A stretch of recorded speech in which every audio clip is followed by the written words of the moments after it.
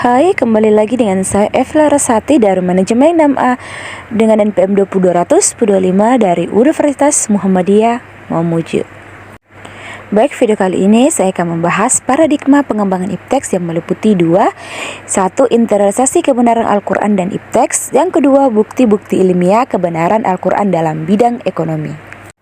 Yang pertama yaitu interrelasi kebenaran Al-Quran dan iptek. Interrelasi berasal dari dua kata yaitu inter dan relasi. Inter adalah bentuk terikat di antara dua, sedangkan relasi adalah hubungan atau berhubungan. Jadi interrealisasi merupakan hubungan antara dua masalah yang saling terikat. Dalam pembahasan ini berkenaan dengan hubungan kebenaran Al-Quran dan ipteks.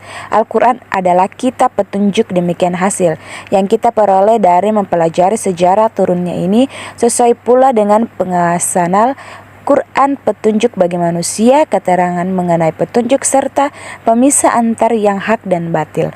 Quran Surah ayat 2, 185.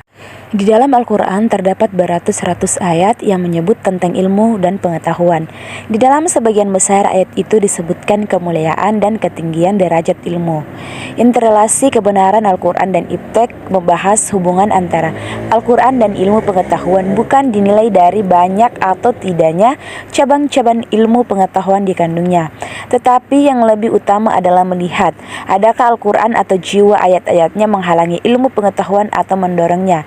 Karena kemajuan ilmu pengetahuan tidak hanya diukur melalui sumbangan yang diberikan kepada masyarakat atau kumpulan ide dan metode yang dikembangkannya, tetapi juga pada sekumpulan syarat-syarat psikologis dan sosial yang diwujudkan sehingga mempunyai pengaruh positif atau negatif terhadap kemajuan ilmu pengetahuan. Seperti yang telah dikemukakan bahwa salah satu pembuktian tentang kebenaran Al-Quran adalah ilmu pengetahuan dari berbagai disiplin yang disyaratkan. Bidang pengetahuan memang terbukti bahwa sekian banyak ayat-ayat Al-Quran yang berbicara tentang hakikat ilmiah yang dikenal pada masa turunnya, namun terbukti kebenarannya di tengah-tengah perkembangan. Yang pertama, teori tentang expanding universe atau kosmos yang mengembang.